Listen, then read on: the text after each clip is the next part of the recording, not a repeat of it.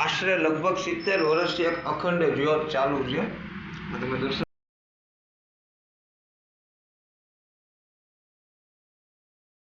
તો જય માધવ મિત્રો, હું છું ધવલ પંડ્યા આવી ગયો છું તમારા માટે મસ્ત મજાનો વિડીયો લઈને. તો ફૂડ ફોર સુરતીના નવા વિડીયોમાં આપ સૌનું હૃદયથી સ્વાગત છે. મિત્રો આજે છે ને કોઈ ફૂડ બ્લોગ નથી, અને જે વિડીયો છે ને એ એક સાત્વિક અને કુદરતી વાતાવરણની અંદર વિડીયો છે. આખા વિડીયોની વાત તમને કરું ને તો આ જગ્યાનું પહેલા એડ્રેસ આપી દઉં. તો લસકાણાથી ખોલવડ વાળા બાજુ રોડ બાજુ આવો એટલે શામળા બાપા આશ્રમ છે, અને ત્યાંની ગૌશાળાનો આખો આ વિડીયો છે.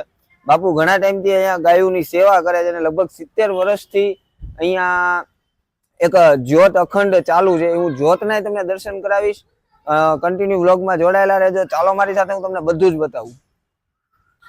આ છે ને કોઈ એક પર્સનલ વ્યક્તિની ગૌશાળા નથી, એક નાનકડું એવું મંદિર છે, અને મંદિરની આ ગૌશાળા છે. તમને ગાયોના દર્શન કરાવું કે અહીંયા ગાયો કઈ રીતે રહી છે. ઘણી વખત છે ને ગૌશાળામાં આપણે જઈએ ને તો જોઈએ કે ગાયો બધી બાંધેલી રાખવામાં આવે છે, પણ અહીંયા છે ને બધી જ ગાયોને એકદમ છૂટી રીતે એની રીતે મન મોજથી ફરવા દેવામાં આવે છે. અને હવે આપણે થોડી ઘણી સેવા કરી લઈએ અને પછી જોઈએ કે અહીંયાનું શું છે, કઈ રીતે આ લોકો ગાયોનું ધ્યાન રાખે છે. તો કન્ટિન્યુ વ્લોગમાં જોડાયેલા રહેજો.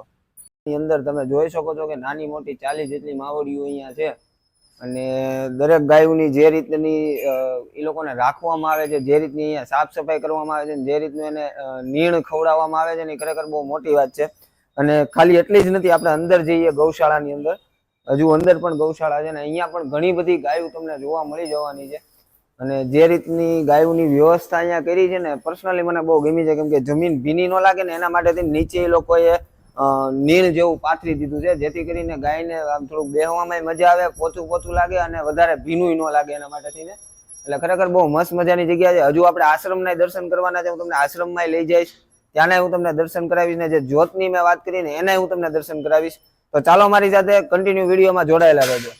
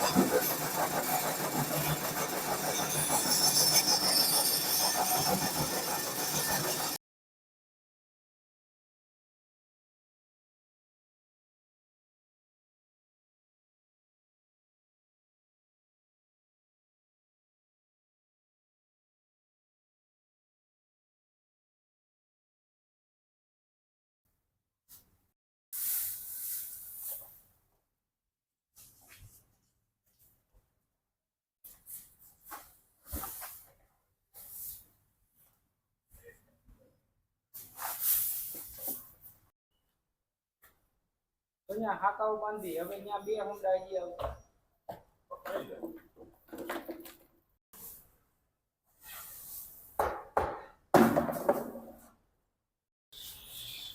ભાઈ હવને વાલો ઠાકર ને વાલી ગાય. આજે ગાયોની આપણે ગૌશાળામાં આવી ગયા છીએ, અને અહીંયા જે રીતની આ લોકોની સેવા છે ને, ખરેખર આપણને એમ થાય કે નહીં ભાઈ, બહુ જોરદાર સેવા કરે છે.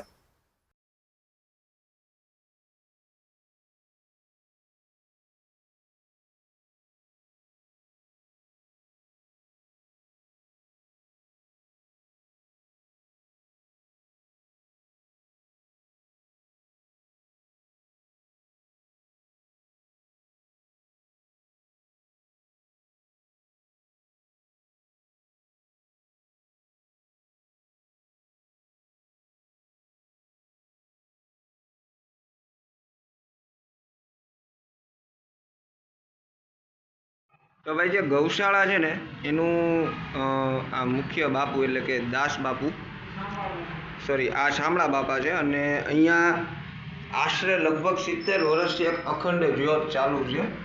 તમે દર્શન કરી શકો છો જ્યોતના. જ્યાં સુધી અહીંયાની ખબર છે ત્યાં સુધી લગભગ 70 વર્ષ જેવું થઈ ગયું છે આ જ્યોતને. અને મંદિરની અંદર પ્રવેશતા જ હનુમાનજી મહારાજના દર્શન થઈ જાય, અને હનુમાનજી મહારાજની એક્ઝેક્ટ સામેની સાઈડ ગણપતિ દાદાને દર્શન થઈ જાય છે. અને જગ્યા તમે જોઈ શકો છો એકદમ વિશાળ છે અને એટલી મસ્ત મજાની કુદરતી ભરપૂર છે ને કે એવું લાગે જ નહીં કે આપણે અત્યારે હાલ સુરતમાં છીએ અને મનને એકદમ શાંતિ મળે ને એવી જગ્યા છે એટલે એક વખત છે ને અહીંયા મુલાકાત લેવા જેવી છે. ભાઈ કોઈ સાધુના આંગણે આવો અને જો તમે ભૂખ્યા રહ્યો ને તો એ સાધુ ન કહેવાય. અને અહીંયાની તમે રોટલી ને શાક તમે જુઓ, દેખાવમાં જ એકદમ જોરદાર છે. ફટાફટાનો લાભ લઈએ કે ટેસ્ટમાં કેવી છે.